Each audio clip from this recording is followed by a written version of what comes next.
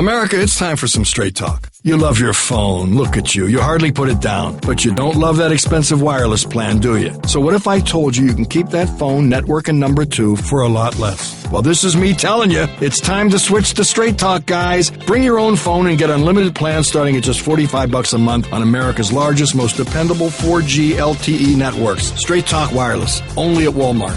Savings may vary. Please refer always to the latest terms and conditions of service at straighttalk.com. Here we are. We're Mike and Mike. We're presented by Progressive Insurance. Our guests appear on the Shell Pennzoil Performance Line, and away we go. After a weekend that at times felt surreal. You know, we live our professional lives here in the protective cocoon of fun and games, and I've always invited you to share that with us, and we will certainly get to all of that this morning. But there are some days when it just doesn't seem possible to dive right into Zeke Elliott's suspension and Bryce Harper's injury and the PGA without first mentioning the events in Charlottesville over the weekend, Mike, which I know we all sat and watched on television, whatever other ways people consume these portions of information in this day and age, and found them heartbreaking and shocking and at times very difficult to process. Oh, yeah, very difficult to watch and hear what was going on. You could see the highlights and of that. Highlights. You see the video of it, I should say, and then, you know, to hear the incredibly horrific story of the man that took his car and plowed it into a crowd. I mean, it's just devastating. Some of the things going on, and we'll we can't help but to dive into it some, because to me there is a correlation to some of the things going on in the sporting world with this that I want to show a difference in. So I definitely do have, as many do, as you'll hear from a Chris and Kyle Long, you know, the Long family from Charlottesville, you know, we'll comment about this. And the one thing I liked hearing from Chris is he said, you know, people don't want me to say anything. They just want ball players to shut up and play ball. He said, I don't tell anybody who works another job to not have an opinion about something. I can have an opinion about something. And he's right.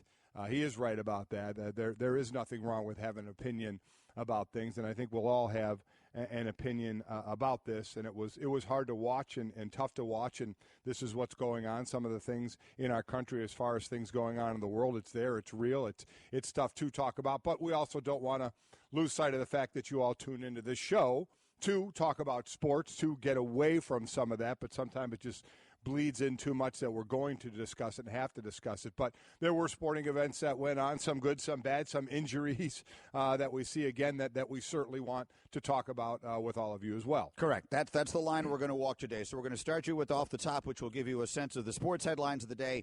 We will share some thoughts on the events in Charlottesville, and you'll hear from some people who are directly involved, and then we will get into all of the other major sports headlines of the day, including Zeke Elliott and Bryce Harper and a whole lot more. Let's go off the top here, Mike, and it starts with Sunday Night Baseball. It was a big series between the Red Sox and the Yankees, and Boston wins the finale of it last night. That's a significant win as the Red Sox are opening up a cushion in the American League East. Yeah, and a couple of youngsters, including, how about Rafael Devers hitting a home run off Aroldis Chapman in the ninth inning? It was just under 103 miles an hour.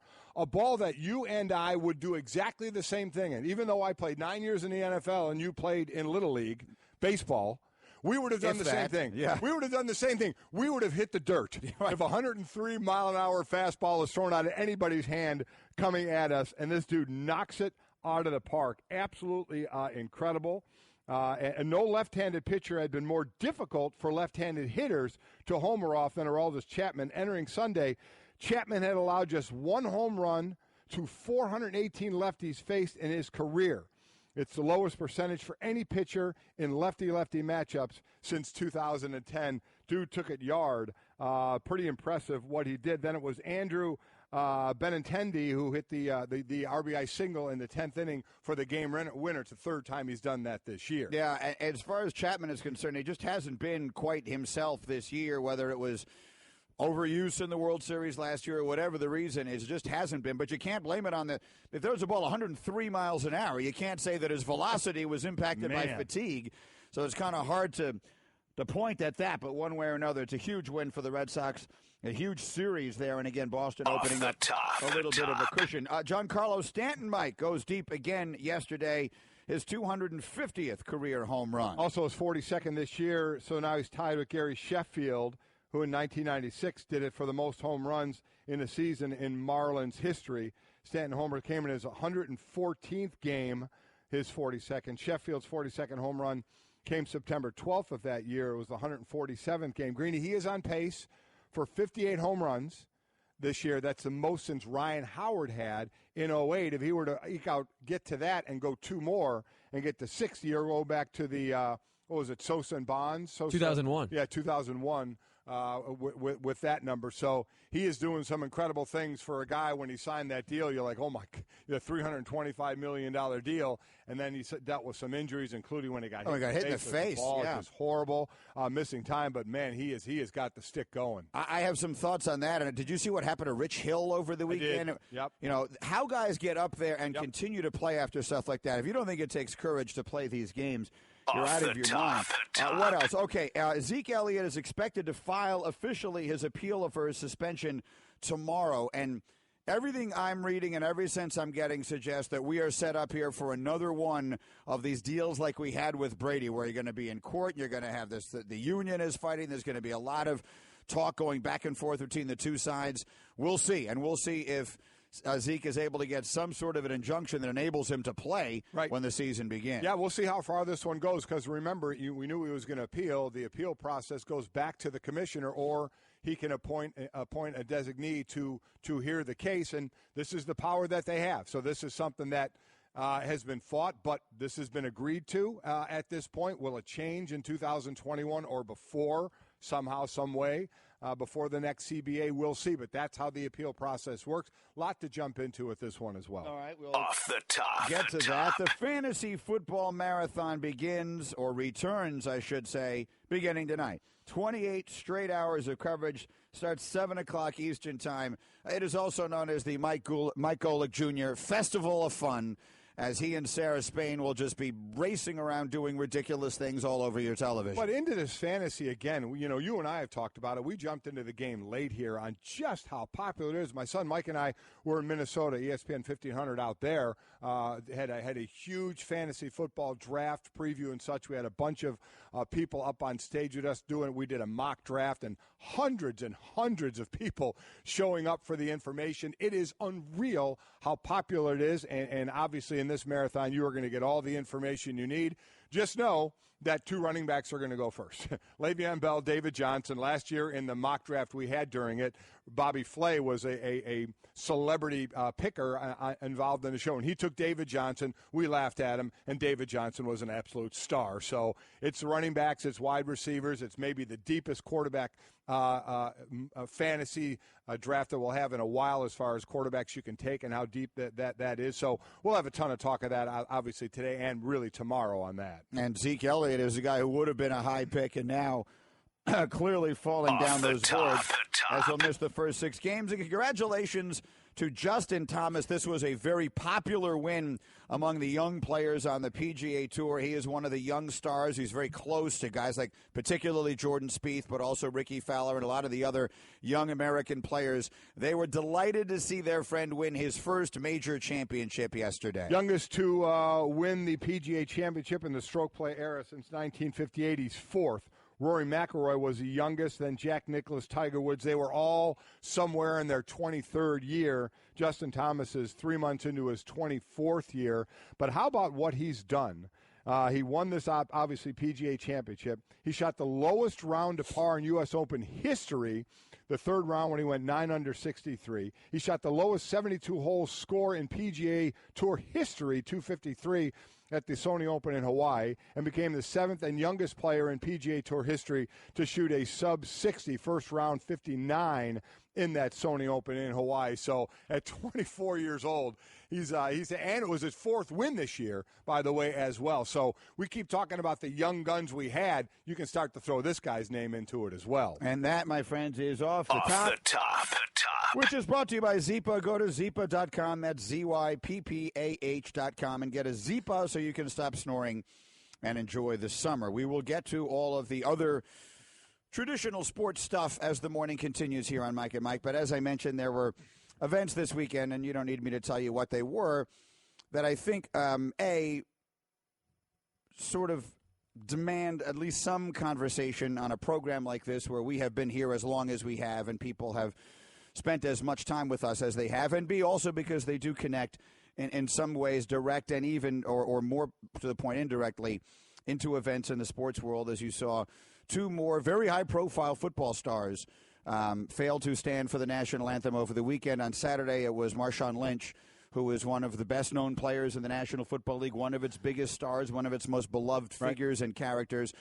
And then Michael Bennett of the Seahawks, who may not be quite as well known as a guy like Lynch or Colin Kaepernick, but is certainly within the football world known to be an extremely intelligent, extremely thoughtful, extremely passionate person. So I think he's one of those that when he speaks, you listen. And so those things come together here to provide a sports connection to the conversation that we can have this morning. So, Mike, I'll let you start, and then we'll get to some of the sound here. I think, and that's right, I put the connection of let's call it protest, right? That's what we're looking at, which everybody has the right to do, but, you don't have a right to see what was going on in Charlottesville. I guess that's where I would go. A lot of talk of Colin Kaepernick and the protests that he started and others had done as well. And you, as I said, can agree or disagree with what he did all you want. And that is absolutely your right and fine, just as it was his right to kneel for the national anthem. We can have all the discussion in the world on why you would agree with it, why you would disagree with it.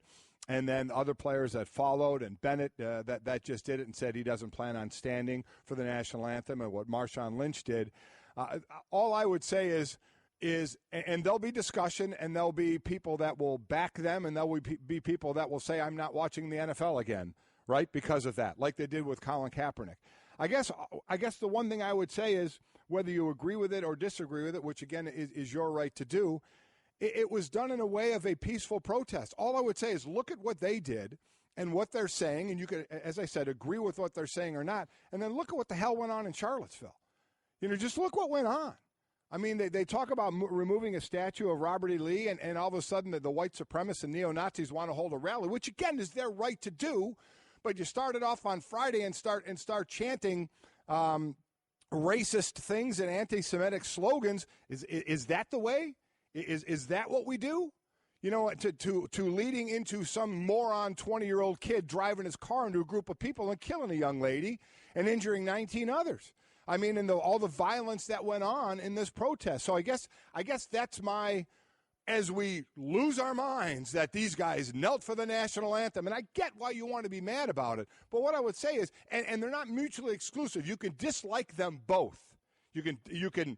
I would imagine there's a lot of people that are just absolutely saddened and disgusted at what went on in Charlottesville, and a lot of people that are disgusted with guys that protest the national anthem in the NFL.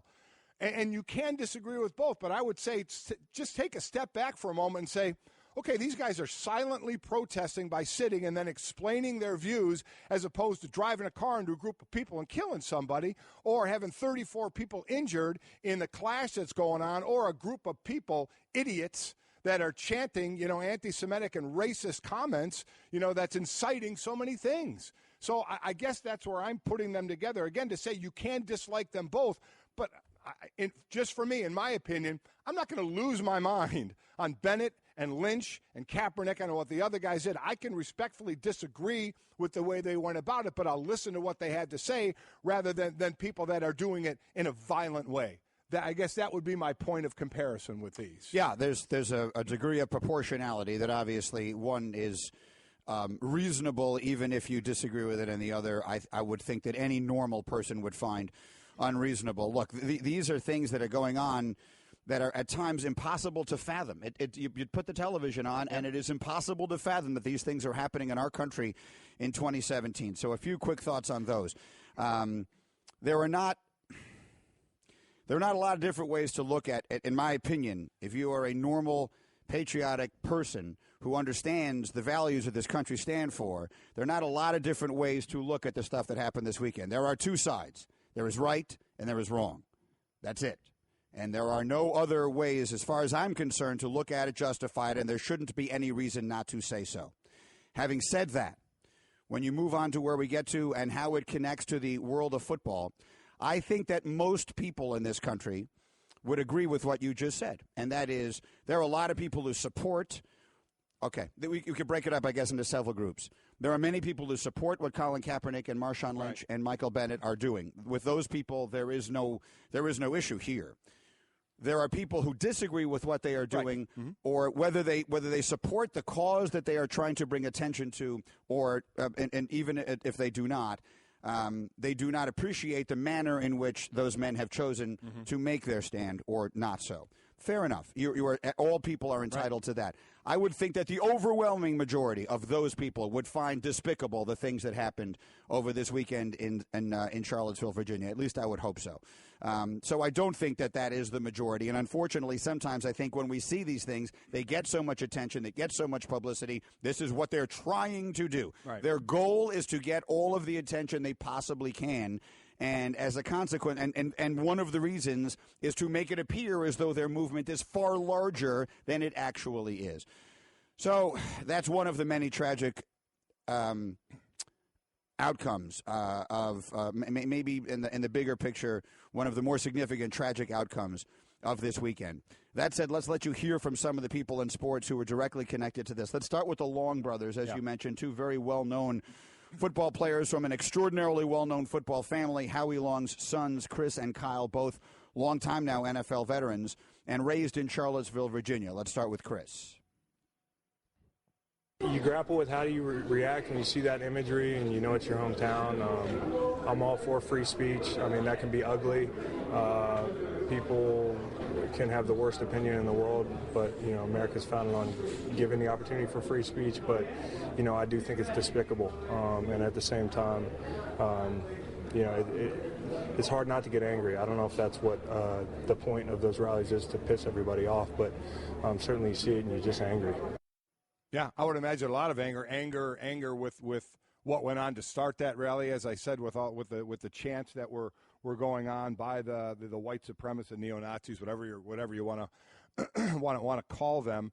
And I know the one thing that Chris also had said was he had thought. Now, obviously, he didn't do any kind of a survey, but he believed that the violence that was taking place, or a lot of people involved, were not from Charlottesville. He was trying to defend his town, and I understand that that's where you're from. But I also think if he felt his town was in the wrong, he would go down that road as well. Chris has been very outspoken on Twitter and in social things as well.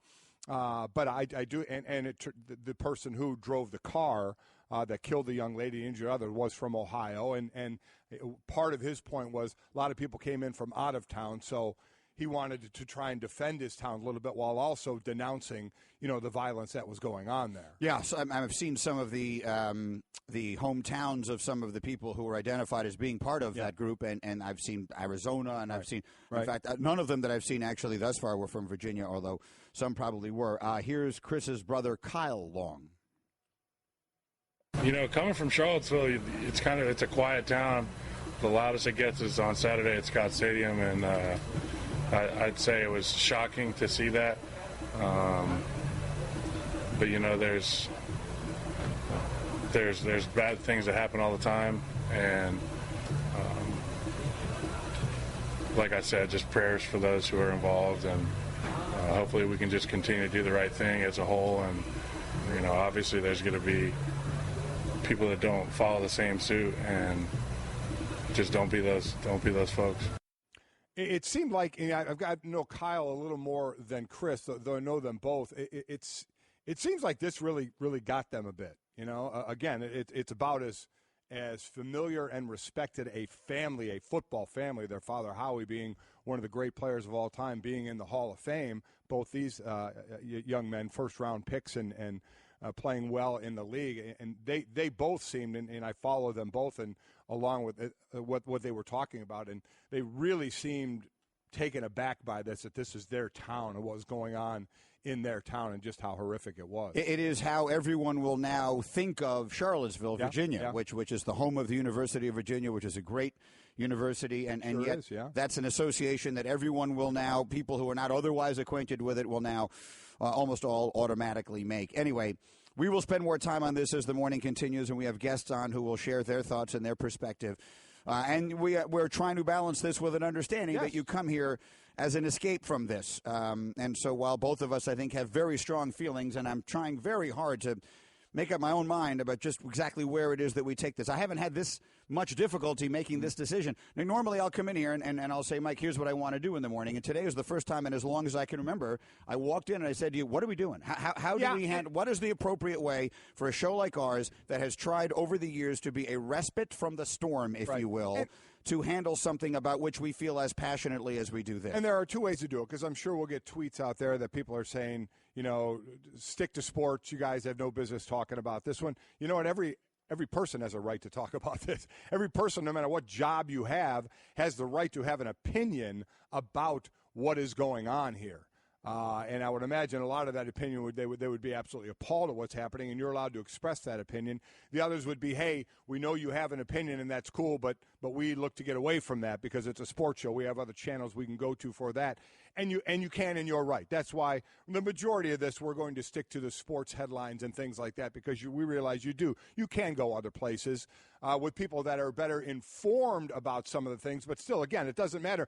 Anybody on the street you can walk up to and ask them their opinion about this, and they should be able to give that opinion on what they think about it, just like we've done as well. But we also know our place here in the sports world and why you've tuned in, whether on the radio or TV. And so that's the majority of where we're going to be. It shouldn't be that hard to give an opinion and to state the obvious in a circumstance like this. And so as a final thought to it, we would send join the millions of voices around America sending our condolences to the family of Heather Heyer. What a horrendous situation. And, again, one that probably will be best addressed places other than this one. But there's a lot of it's just very difficult at times like this to know what to say and to know where to cut it off, because you could say things that you will ultimately wind up regretting. Yes, okay. We keep going with this. I think I would say things, that would get beeped out an awful lot. Yeah. Hey, everyone, Mike Golick here. Support for the Mike and Mike podcast comes from our friends at Rocket Mortgage by Quicken Loans. Chances are you're confident when it comes to your work, your hobbies, your life. Rocket Mortgage gives you that same level of confidence when it comes to buying a home or refinancing your existing home loan. Rocket Mortgage is simple, allowing you to fully understand all the details and be confident you're getting the right mortgage for you. To get started, go to rocketmortgage.com/Mikes. Equal housing lender, licensed in all 50 states, NMLS, consumeraccess.org number 3030. Well, Greeny, we're halfway through another baseball season, and we're really seeing some players who stand out as winners. Kind of like business travelers who win at business by staying at La Quinta Inns and Suites. That's because you can put your La Quinta Returns loyalty points to work on the spot with instant free nights. Just drive up with no reservation and instantly redeem points for a free night that same night simply by using the La Quinta app. It's like hitting a grand slam. With an app instead of a bat. Well played. Prepare to win at business by learning more about instant free nights and check out the summer rates at lq.com. All right, we're Mike and Mike. We're presented by Progressive Insurance. Great guest list today. Anthony Becht will be along talking football with us at 7. And Shefty later today. And Ryan Clark and Dominique Foxworth and more. All our guests on the Shell Pennzoil Performance Line. And I just opened up my Twitter inbox, and I see there are some people who like the way we opened the show today and others who didn't. And we knew that would be the case, and that is what it is. One way or another, we will talk. We will try and sort of walk the line on all of the events of the day today. But there is something else going on that is directly connected to a beloved member of the Mike and Mike family, and it is both a wonderful cause and will give us the opportunity, I think, for great entertainment. Yes, it will. Over the next 2 weeks. Mike, tell everyone what it is. Well, there is the Notre Dame Trail, as it's called. Father Soren, who founded Notre Dame, the last 317 miles that he walked. Again, Notre Dame was founded in 1842 is when it started out. So Father Soren walked from the last part was from Vincennes, Indiana to South Bend, Indiana. I really wish he'd have veered left and gone all the way to California. Would have been nice. Would have been a longer walk. Would have been a much longer walk, but he seemed to be the man to do it. But the last 317 or so miles from Vincennes, Indiana to Notre Dame, and they're doing that walk. There is a core group of 32 people, including my wife, at ND Mom, Chris Golick, who is starting. They started last night. They got to Vincennes, and they did like a 2-mile walk to start things off. But it gets going today. Today they walked 19.2 miles. So they're already on the trail right now. They are walking. There are 32 of them that are doing the entire walk. I figured it out. It was like basically walking from my home in Willowick, Ohio, to Chicago.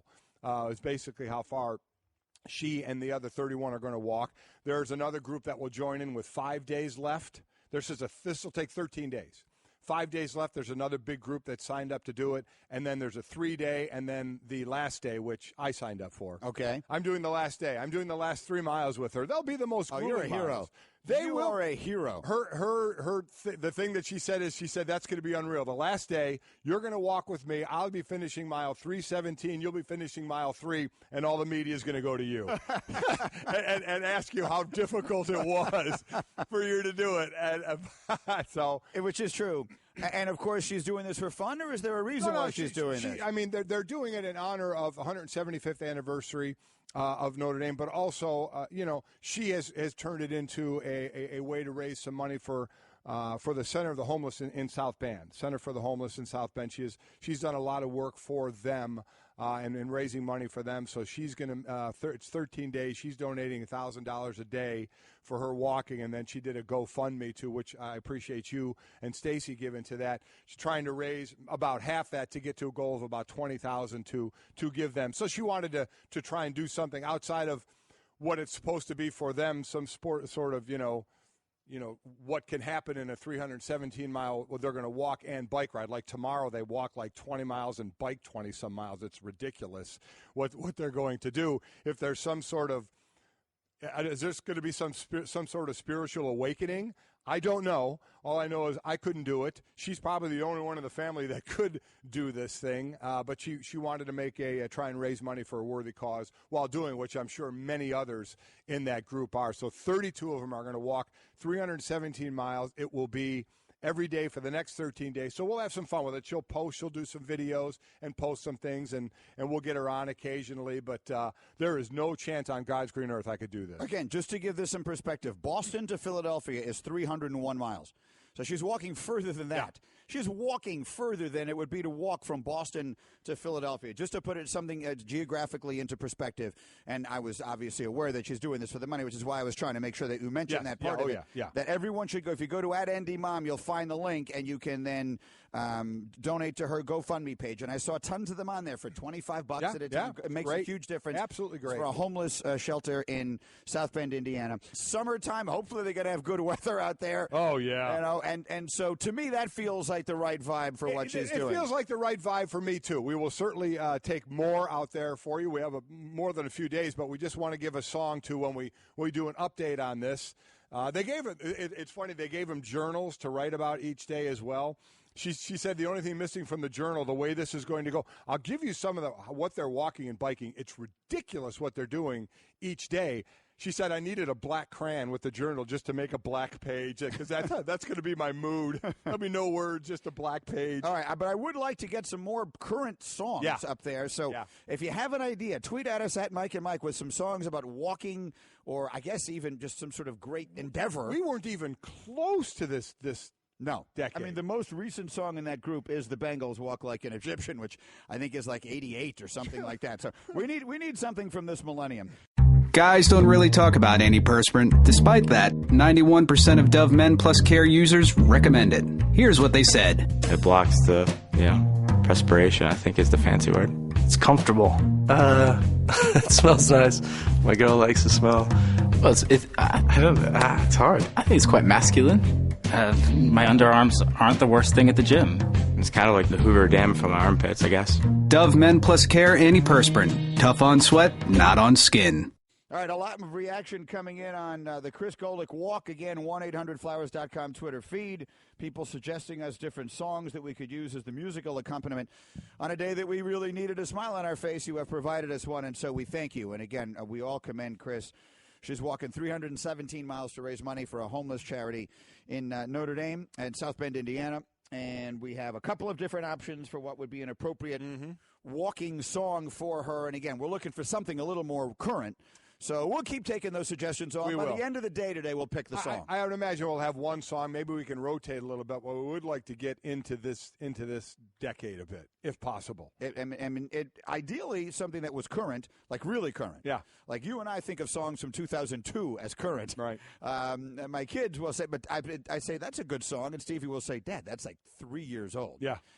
So, I mean, proportionally speaking, that's 25% of his life. Mike and Mike, it's time for Straight Talk, brought to you by Straight Talk Wireless, best phones, best networks, no contracts. If you were listening to our show on Friday morning, you heard Adam Schefter call in to tell us that he was expecting that the discipline for Ezekiel Elliott was going to come down that day and that it was going to be more significant, a more severe punishment than had long been thought. Almost every conversation we'd had about Zeke Elliott leading up to Friday centered around, well, he'll get suspended a game, maybe two on the outside. And Shefty said, no, this could be more. It could be more along the lines of what we saw with Tom Brady, maybe even as much as 6 games. And then sure enough, an hour after we went off the air, the news came down, a 6-game suspension for Zeke Elliott. I think we were all a little surprised when we heard that, just from what you said, of what the expectation was to where it is now to the appeal. Would you say the appeal is going to be tomorrow for Zeke? Zeke, he was going to appeal this thing. There's no, and then it's going to be how far do you take this thing, because the appeal, anybody that's been following the NFL and any kind of trouble players have gotten into, the appeals process goes back to Roger Goodell. There was a 4-person committee that did all the investigation on this, and they came up with recommendations for Roger Goodell. Then it was up to Roger Goodell to make the final call, which he did, and now an appeal would go back to Roger Goodell or whoever he chooses. That's the way it's set up right now. Will it stay that way forever? Who knows? Will that change? We will see. But that's the process right now. So I would be hard-pressed to think that the appeal – first of all, you think it'll lessen in games or it'll stay the same? I think it'll stay the same. I think it'll stay the same as well. I think the league has tried to learn a lot from its mistakes over the couple of years in dealing with these situations, and I do think it'll stay the same. Whether anybody agrees with that or not, it leads to a bigger picture, because a lot of what I heard, Greeny, was people saying, wait a minute, there were no charges filed in this at all, so why is the league getting involved? If there are no charges from the police, then maybe it should just be dropped and nothing should happen. And I guess that's what it comes down to, what everybody thinks. Is that the route you go? We were all mad, or a lot of people were mad, when it was only 1 game for Ray Rice. The league got blasted for it. So they, and they came out with a new policy of 6 games, but can go less if they don't think it's that egregious. And we've seen them go less, and we scratch our head at that. Or they can go more than 6. This one sticks at the 6th game. So I think that's where a lot of people are right now, of saying, hey, if the police aren't going to follow up on this and file charges, why should the league get involved? If the police say no charges, then nothing should happen to the player. And the league is saying, hey, it doesn't matter what the police find. We can do our own investigation, and if we find something inappropriate, then we can discipline. So for a lot of people, it starts there. As should the league even be involved in this if it's not even if it's out of the law's hands out? They basically said, you know what, we don't have enough evidence, or we're not getting enough people that want to talk about it, so there's no charges here. So should the NFL just let it go?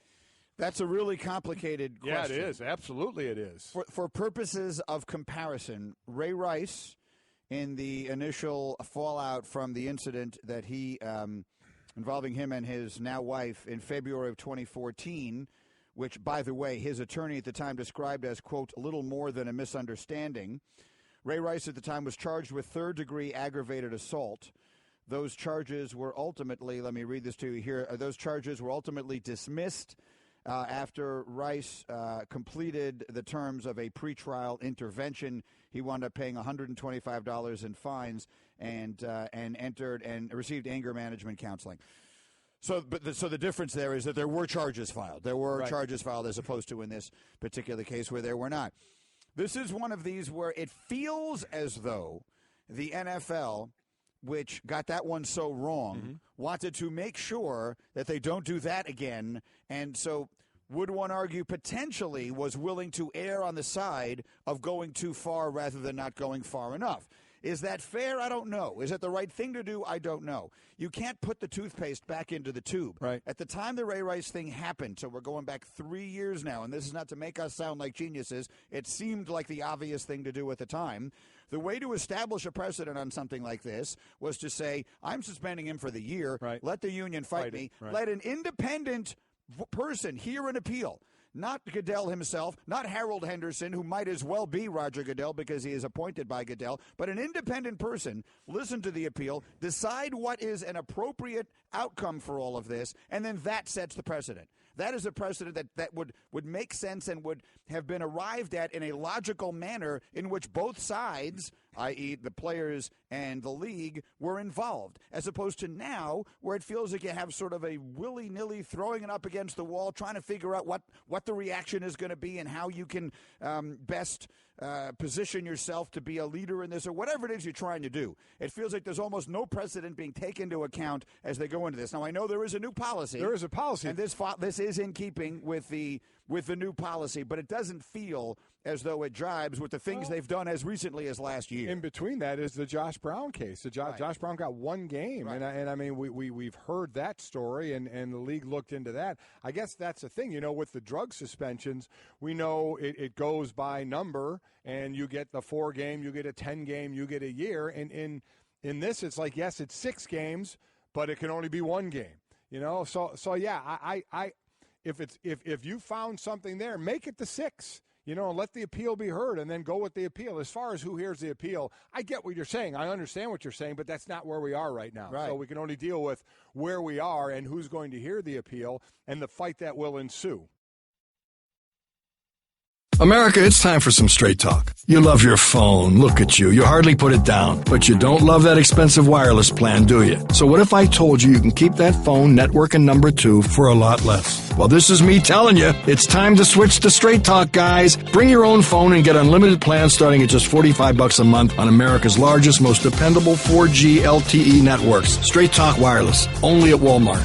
Savings may vary. Please refer always to the latest terms and conditions of service at straighttalk.com. Here we are, Mike and Mike, presented by Progressive Insurance. Our guests on the Shell Pennzoil Performance Line. So many things that we are and have been discussing all morning long. Chris Golick is walking over 300 miles. We're going to keep you posted on that, and we continue to take your suggestions of what should be the official walking song for her. Meanwhile, it is our pleasure to welcome into our studio our new friend. It's a longtime NFL tight end, former New York Jet.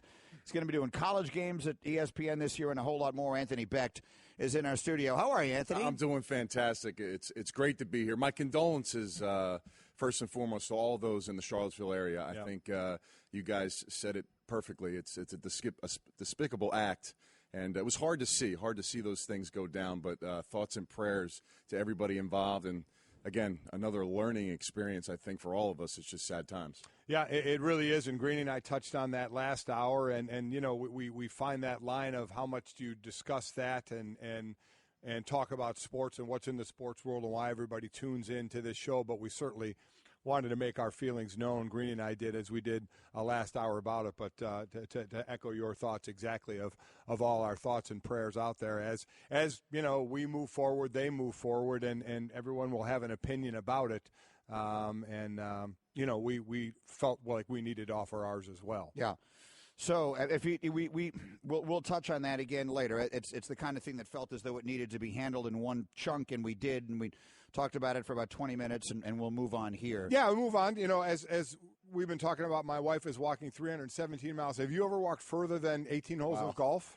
No, and I hate that. I get about 12 holes in. Actually, that turn at 9, get that hot dog. You walk? I'm good to go. No, I don't walk. Okay. I'm not on the same courses as my friend Booger is in Tampa. I try to stay away from the private places. You went to Old Memorial with him before? Have you? Many times. Not bad there. It's a good spot. Actually, I played Old Memorial once. It's the first time I ever walked, and I said walking a golf course. I said this to Tiger Woods when he was on with us years ago. I said it's overrated. It's way overrated. Walking a golf course? If you don't have to carry your bag, that's always nice. I mean, you're not carrying it in the cart either, but it's kind of cool when you're walking around and someone tells you what to do. Now, I get a little nervous when the putt call is wrong or they don't give me the proper directions. I start like it means something. Like I need that anyway. I do enough walking in the woods to find my ball to worry about walking too much. All right, let's get that. Not that this high-level golf conversation isn't scintillating, but let's move back to where we were before, and that is the Zeke Elliott situation that we have here, and there's two different sides to it. There's how much does this impact the upcoming NFL season? Let's start with that, and then we'll work our way to the off-the-field ramifications and implications. But here you have a guy who I thought you could have made a compelling argument was the most valuable player in the league last year. Dak Prescott was sensational. He actually got Rookie of the Year, and God bless him. I guess as a quarterback, what he did was incredible. But to me, everything that team accomplished last year began with Zeke Elliott. So if they lose him for the full 6 games, just how much does that impact them in what figures to be a very, very competitive division? Gigantic, right? I mean, you're talking about an offense that's built on a two-man dynamic. The run game, the power run game, all those play-action passes that you got, Dak out of the pocket. It's hard to do those things when you don't have a running back in there that's proven that could come in and get you 4, 5, 6 yards a clip every time he touches the ball.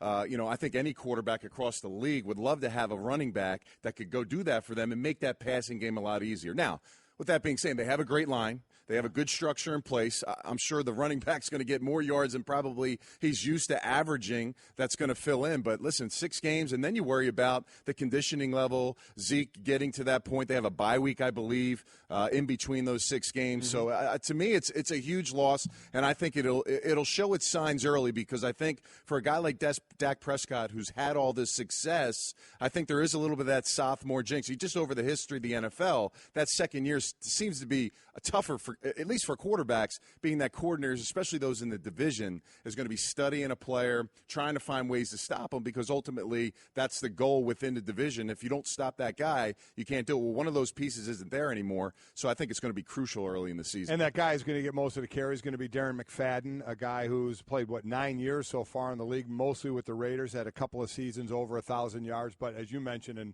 everybody knows he's playing behind fantastic offensive line. So let's see how much of a beat they miss with that. As far as the overall possibility of a battle here that's going on, the domestic violence and the appeal, and you wonder if he doesn't win the appeal, will it go to court? And we've seen Tom Brady go to court. You finished in 2011, correct? Yes, last season 11. Yep. You first rounder in 2000, then you finished in 2000. Why are we bringing all these first rounders on here? 10th rounder doing a show, and it's all first rounders coming on the show. How different, even from when you finished in 2011 to now, from what's been going on between league and union? Is it a lot different even when you left the league, or were you seeing signs of this when you left not that long ago?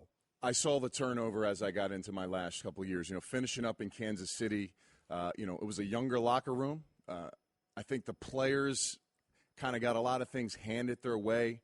I think the structure was starting to change. When I walked into the Jets locker room first day, Vinny Testaverde, Wayne Corbett, Mo Lewis, Brian Cox, just guys that set the tone, and you understood and learned quickly how to become a pro.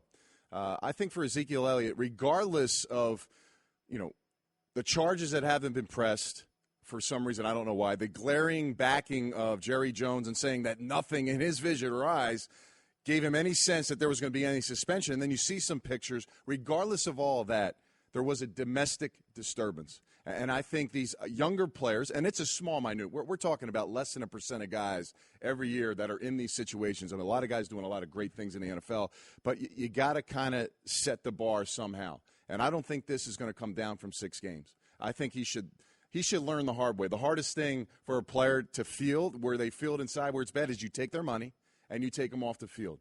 And he's young, and you hear Jason Witten. I mean, there's no room for any kind of domestic dispute, regardless if it's yelling, screaming, pushing.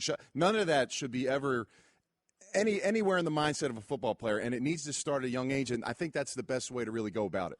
So here's the question. I just was looking at I opened up our inbox just randomly to see what people are saying about things, and here's one, because we mentioned the fact that there were no charges brought. Yeah. And there's one immediately here that said, Justin tweets, the NFL has the right to suspend a player without charges, just like ESPN would have the right to suspend an employee. That's true. It's a private enterprise, yes. And they have the right to do it within the collective bargaining agreement and beyond. The question then becomes, as the fans, as a populace, as those of us who follow the league, is that what we want? Do we want them doing that?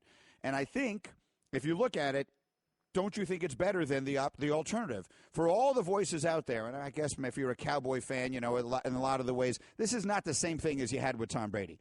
Right? What you had with Brady, and you had the Patriot fans who were basically defending their guys saying, are you kidding me? We're talking about deflated footballs here. I totally got that. In this case, if you're a Cowboy fan, I get that you're upset that they're taking one of your best players off the field and there were no charges brought. But wouldn't you rather the National Football League, with as visible as the issues of domestic violence have been within the sport, wouldn't you rather them take a leadership position, take err on the side of being strong on this issue rather than err in the other direction? The only issue I have with it is that in some ways it feels as though they're making up for what they got wrong before. And that isn't the way these things are supposed to work. But at least they've learned from their mistake, and now they're going, I think they're getting it right. I don't think they're trying to learn. I just think that that's part of the process of the information they're gathering, how to go about this process properly.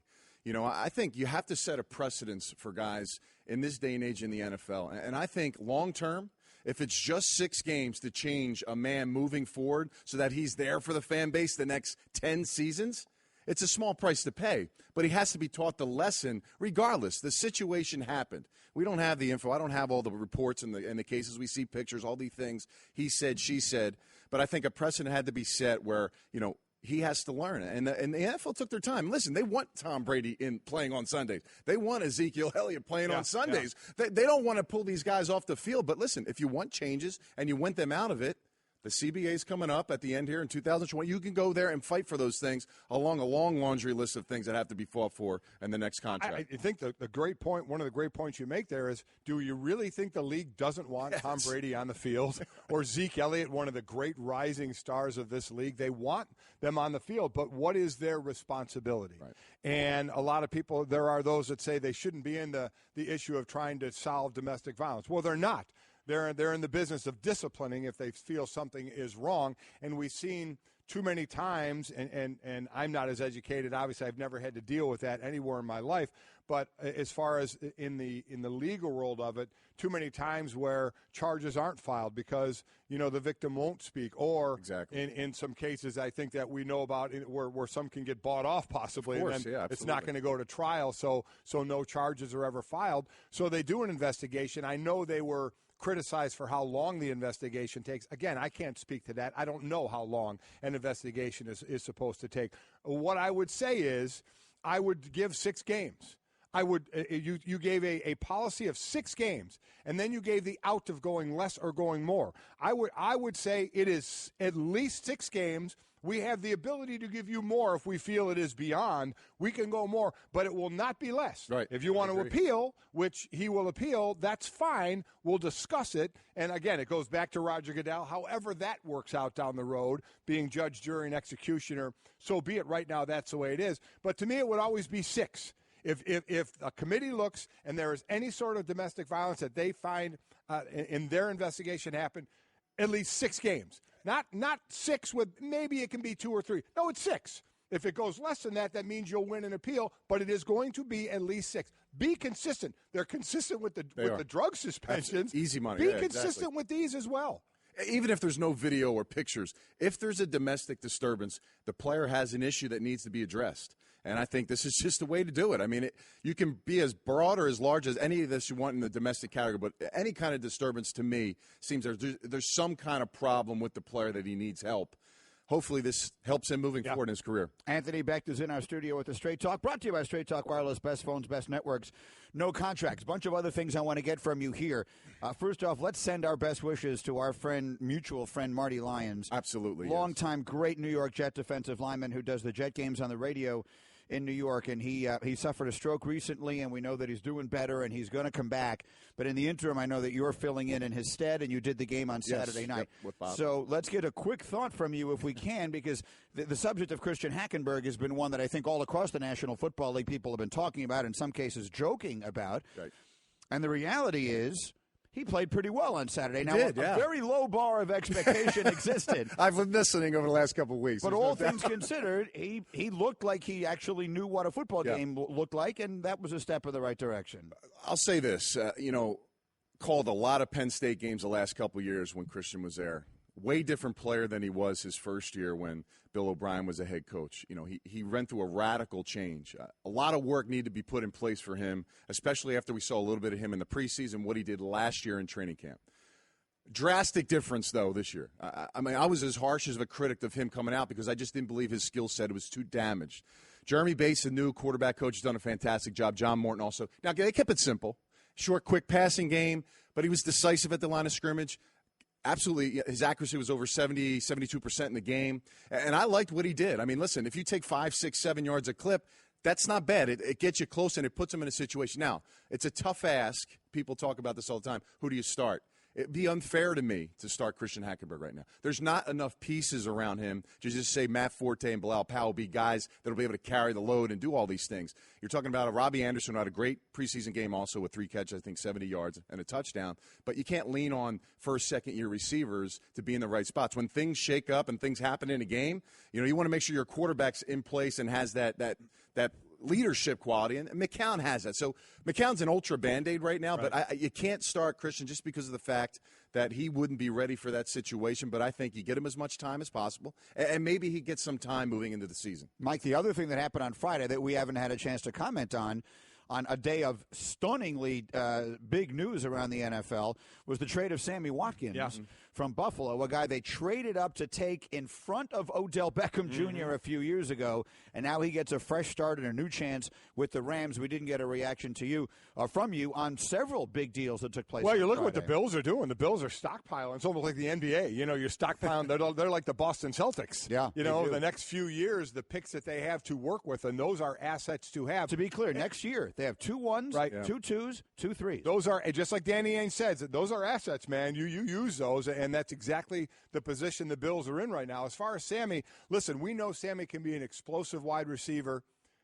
You hold your breath on injuries. Right. He's been nicked Which up. is big, I think. I think that is absolutely big, but, in trying to build that team out in L.A., they really haven't had a big hitter out there right now with the Rams. They gave the money to Tavon Austin, but he has not been that receiver I think they expected to happen out there. But I just, I like what he can do, but I'm hesitant with the injury factor. I think there's a downward trend for him in his career. Now, it's only going into his 4th season, but, the injuries, not being healthy, being on the field, being ready to go, things that have happened, getting nicked up.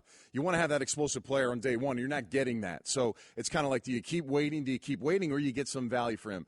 Jordan Matthews, to me, is a guy that's been consistent, doing well. I thought that was the more glaring change for the Philadelphia side because, a lot of people say he drops a lot of ball, but he's also caught and made a lot of big plays for Philadelphia the last couple of years, and he immediately was on the field, and he's been healthy. So, Buffalo gains another quality 2. They got Bolden now. A lot of 2 guys. Nobody really won, but they're stockpiling those picks. Quarterbacks is a heavy draft potentially with quarterbacks coming out. You got some running backs that are coming out that are really good, so you can really load up this team in those first, second, and third rounds, and I think this is a good start for them, and I think moving forward, in the division that, outside of the Patriots, I think they got a good shot at contending it. It almost just a crazy thought, but in an NBA where teams feel as though they're kind of trying to set themselves up for whenever Golden State may be done. Yeah.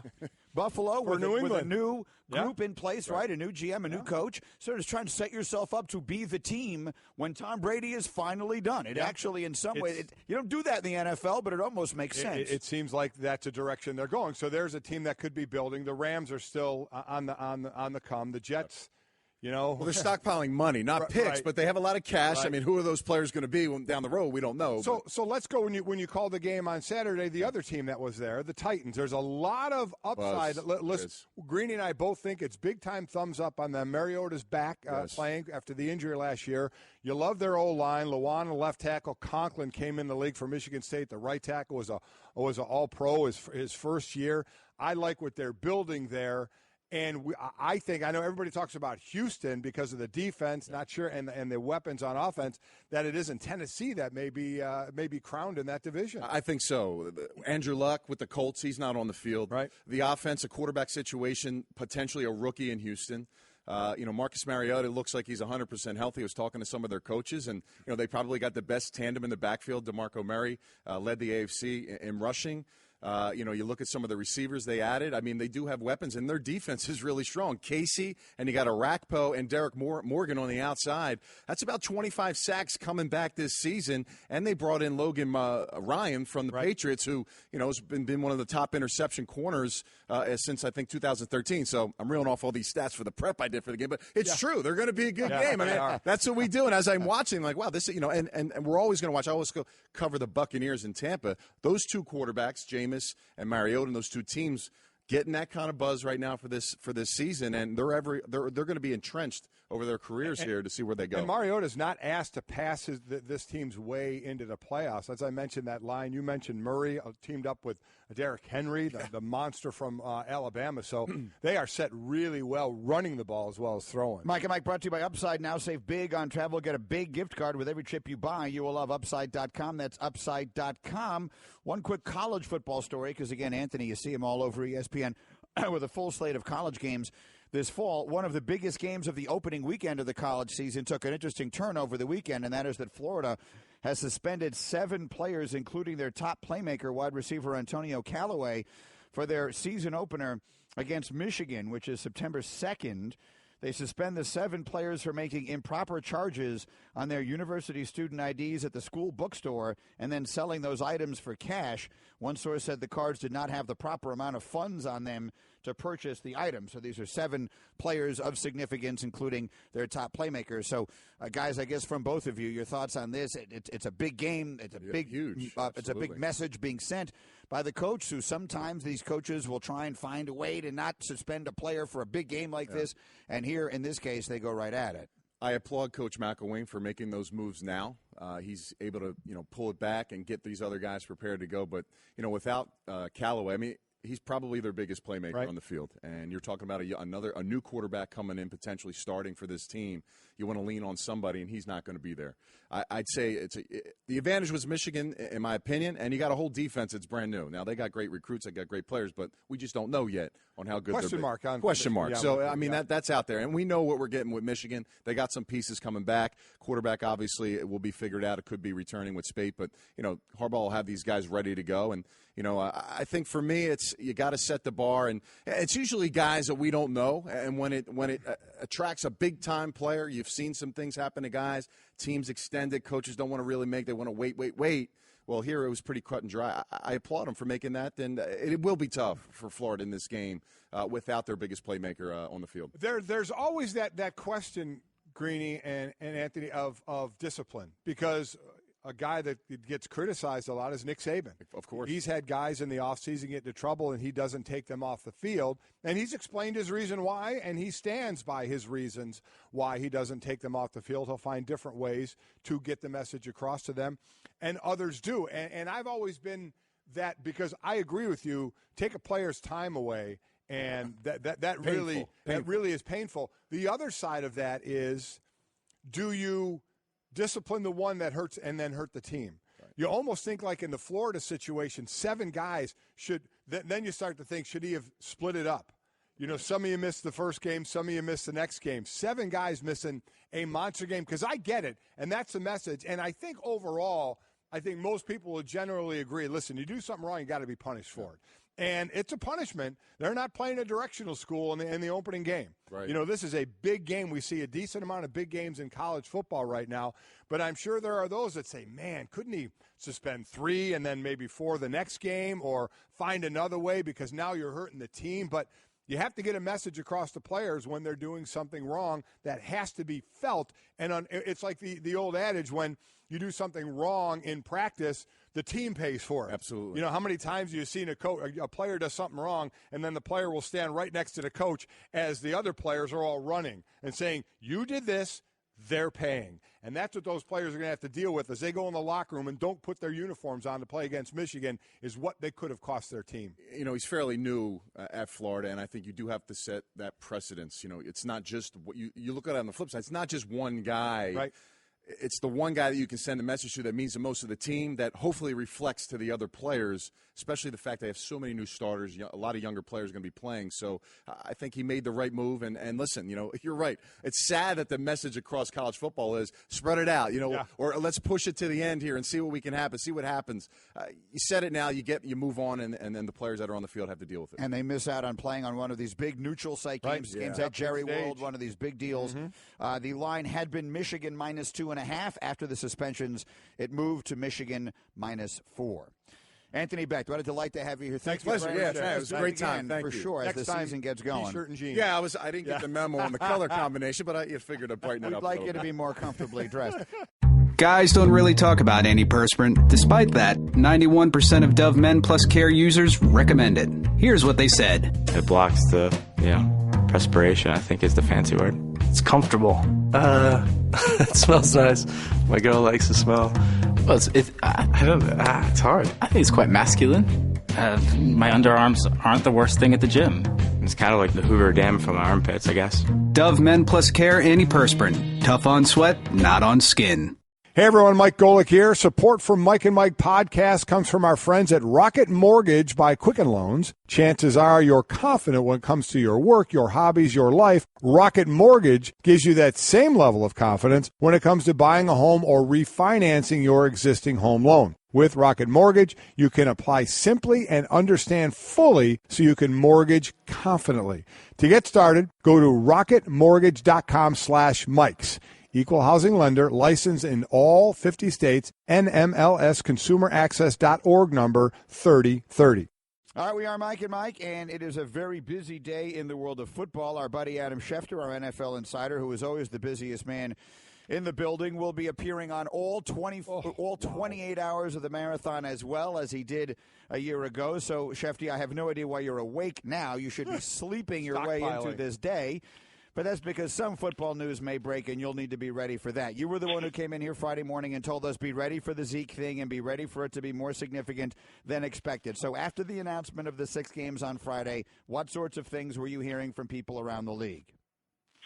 Obviously, it's a very significant decision, and I think that most owners are very happy. Most people and teams around the league think that this is what the league should have been doing. And it's interesting because I think publicly it took a while for everybody to come to that because Jerry Jones was adamant that there was no domestic violence involved, and he kept saying that Zeke was not going to be suspended. That's what we heard. And again, I had been hearing that it would be a short suspension, and all of a sudden it just became blatantly obvious Thursday, Friday, boy, domestic violence carries a 6-game suspension, and that's what they're looking at, and that's what they handed down. And that's why they put the rules in place. And I know the league won't admit it. I just think that the history of the league and its failures with the policies of domestic violence, they don't directly factor into the decision. The evidence in the case is why the league suspended them 6 games. But it's hard not to think subliminally that that didn't cross people's minds, that they didn't get it right on Ray Rice and they didn't get it right on Josh Brown. And even if they didn't get it right on Zeke Elliott, everybody thinks they did get it right. So they must apply a stricter, firmer, stronger adherence to that policy, and that's what the league has done here. Now it'll be up to Ezekiel Elliott to go challenge that, and he will. He's expected to file that appeal on Tuesday, and we'll see what the appeals process has in store for him.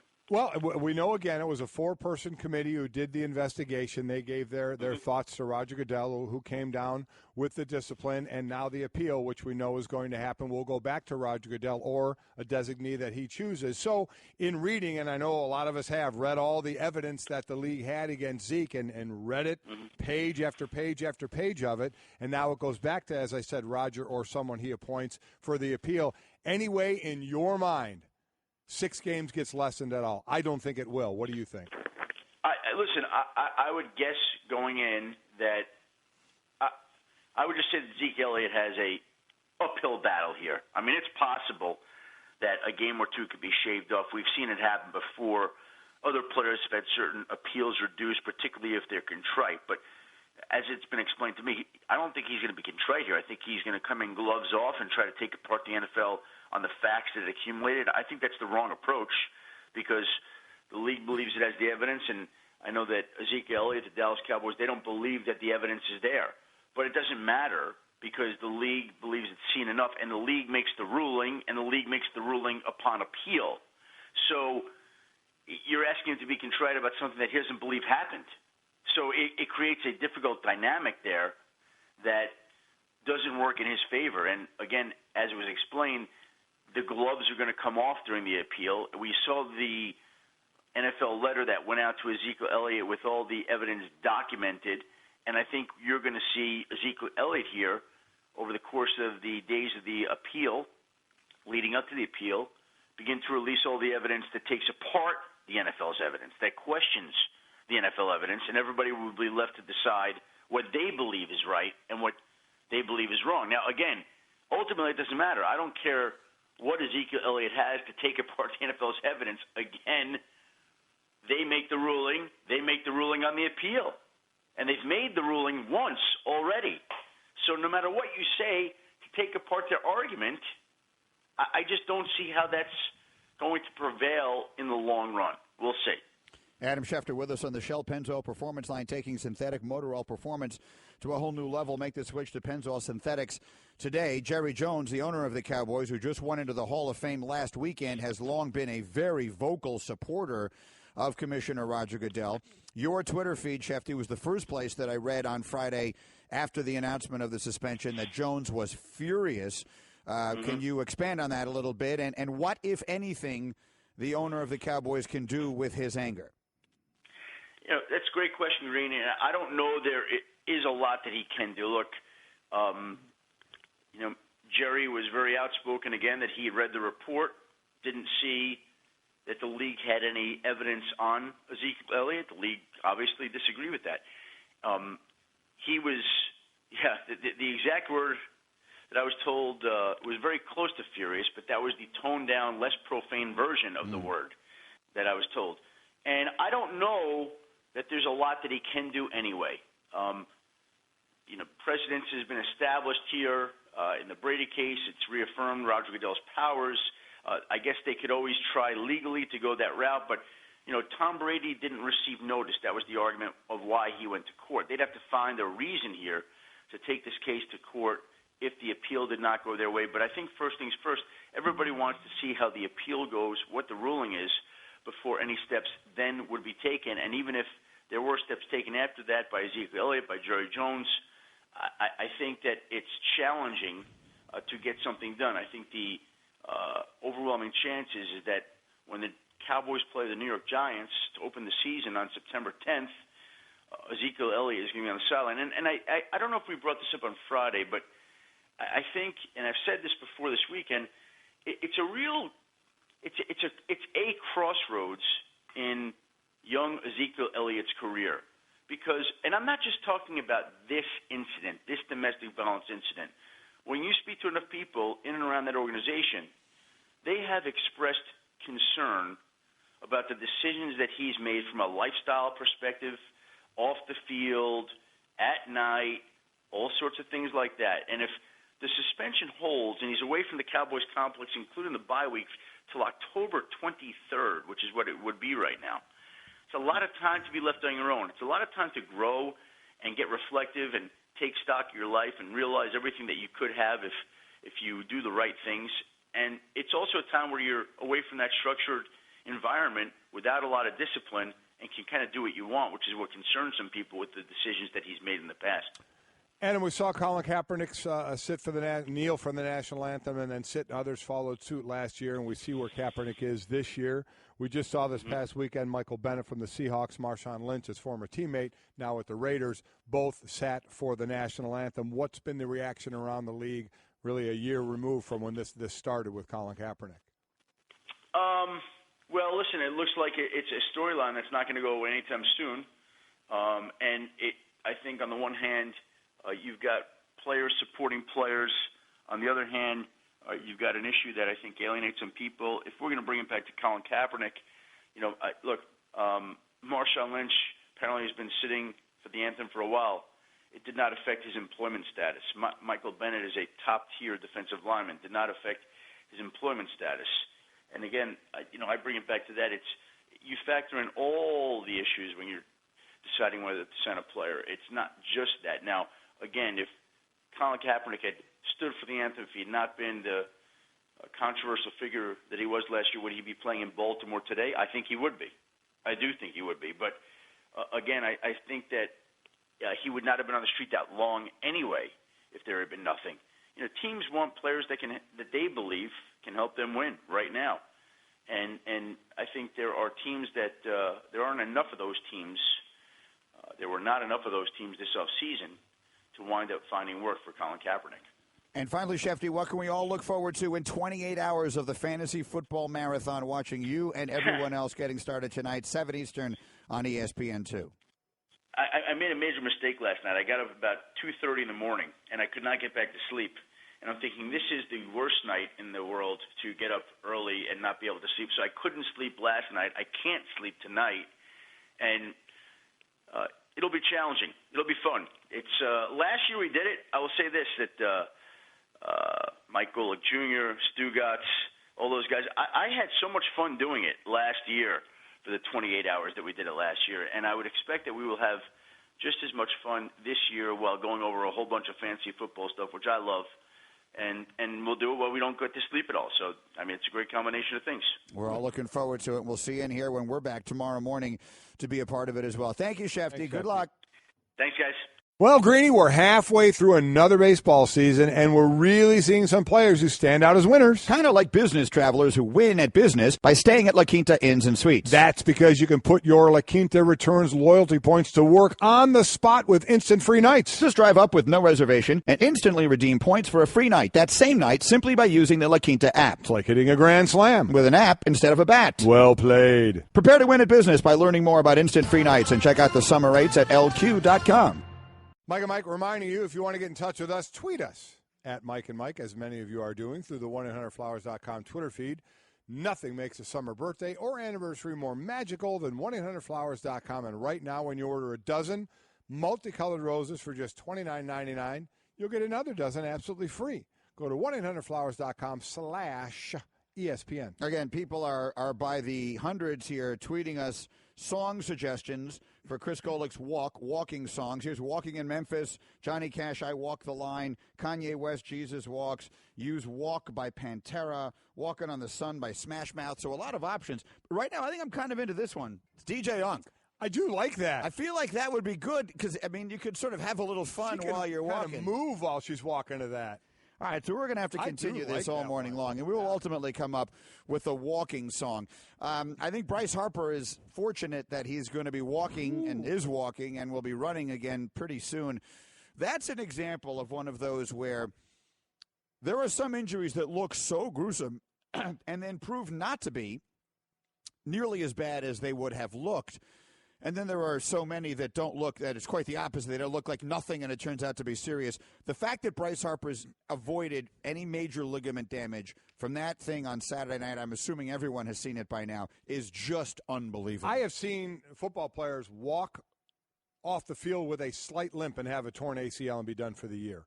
And then you see these, like when I saw Kevin Durant's, I thought, oh, man, and they dodged a bullet with that one. I saw this one, and I thought, oh, the way when it slid off the bag and then his heel and the cleats, heel dug into the ground. You saw the hyperextension, so you know the bones are smacking together. And I thought, oh, no, he's going to have torn something in there, and he didn't. He has a bone bruise from, just imagine, you know, the hyperextension and the bones slamming together. He's got the bone bruise, and I would say he'll be out probably about a month. That's just my thought on these injuries, and when you hear the diagnosis and know that there wasn't ligament or tendon damage in there, I think he'll be out about a month or so. But, man, watching him fly through the air and watch him hit the ground and watching that knee straighten out, I thought he was done. Here was Bryce Harper afterwards. I don't like wet bases. Definitely a bummer. You're hitting the bag and, just trying to hustle down the line and get a knock.